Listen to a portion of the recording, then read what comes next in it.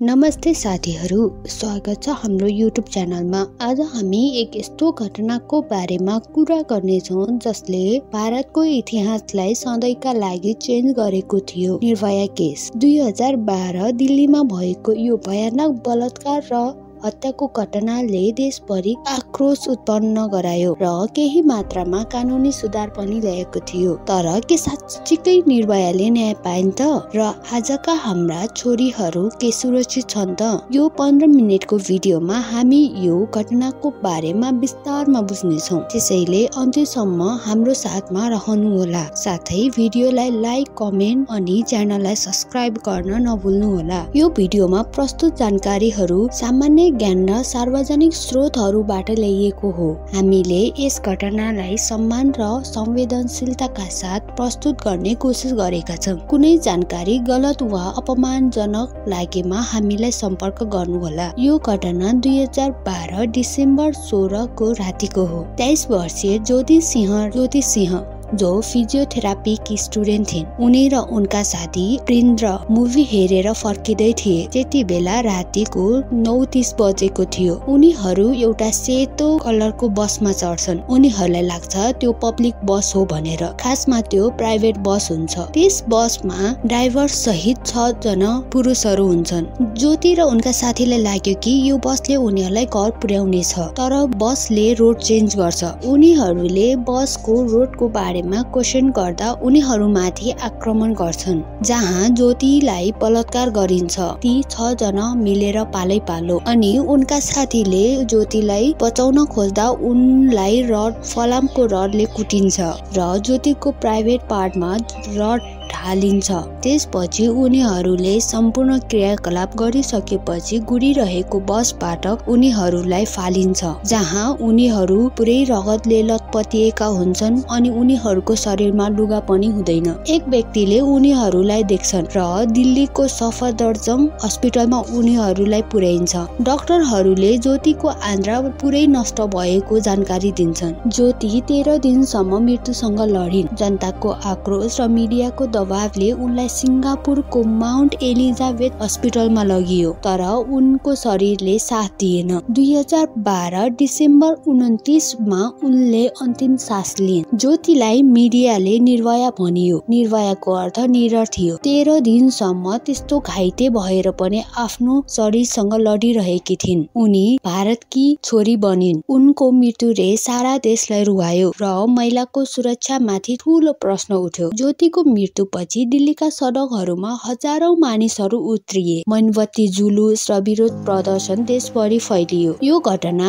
भारतमा मात्र होइन, विश्वभरि चर्चामा आयो। मानिसहरूले कडा सजाएर छिटो न्याय मागे। ज्योतिकी आमा आशा देवीले भनिन्, मेरी छोरीले 10 दिनसम्म एक थोपा पानीका लागि तडपिन्। यो पीडा म कहिल्यै बिर्सिन्न। उनको यो भनाइले सबैको मन छोएको थियो। यस गम्भीर अपराधका अपराधी 6 जना को थिए त? राम सिंह, जो बस चालक समूहका सबैभन्दा जेठा थिए। उनी रक्सीको कुलतमा थिए र उनी जहिले छिमेकीहरूसँग झगडा गर्थे। उनलाई सबैभन्दा पहिले पक्राउ गरिएको थियो। मुकेश सिंह, राम सिंहका भाइ, जो बस क्लिनर थिए। उनले एक अन्तर्वार्तामा भने, राम्रा केटीहरू राति बाहिर हिँड्दैनन्। यदि उनीहरू बाहिर हिँड्छन् भने उनीहरूले यस्तै चाहेका हुन्छन्। बलात्कारमा केटीहरूको दोष हुन्छ। पवन गुप्ता, 19 वर्षका, जो फल-फूल बेच्थे। उनको वकिलले उनलाई सानो उमेरको भन्दै बचाउन खोजेको थियो।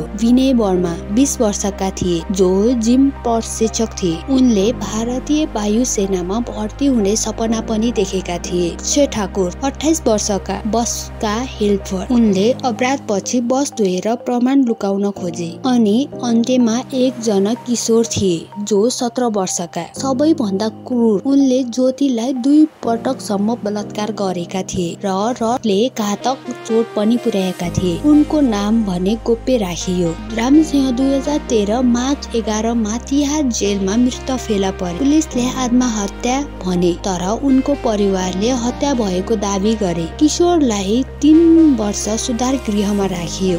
र 2015 मा रिहा गरियो। बाँकी 4 जनालाई पछि सजाय भयो। यो मुद्दा 2013 जनवरीमा सुरु भयो। रामसिंहको मृत्युपछि बाँकी 5 जनाको ट्रायल चल्यो। किशोरलाई भने छुट्टै ट्रायल गरियो किनभने उनी नाबालिग थिए। उनलाई 3 वर्षसम्म सुधार गृहमा राखियो, जुन नाबालिगको लागि अधिकतम सजाय थियो। 2015 मा उनी रिहा भए र दिल्ली सरकारले उनलाई 10,000 र सिलाइ मेसिन दियो, जसको उद्देश्य थियो त्यो किशोरले आफै केही गरेर खाओस् भन्ने। यो कुरा धेरैलाई अन्याय लाग्यो। बाँकी 4 जना मुकेश, पवन, विनय र अक्षयलाई 2013 सेप्टेम्बर 10 मा बलात्कार र हत्याको दोषी ठहर गरियो। उनीहरूलाई फाँसीको सजाय सुनाइयो, तर उनीहरूका वकिलले मुद्दालाई 7 सालसम्म लम्ब्याए। जहाँ पवनका वकिलले उनको उमेर 18 भन्दा कम भएको भन्दै हड्डीको जाँच माग गरे, तर अदालतले मानेन। अक्षयले दिल्लीको प्रदूषणले आफ्नो आयु कम हुने तर्क दिए। विनयले जेलमा कुटाई र आत्महत्याको प्रयास गरेको भन्दै दया मागे। मुकेशले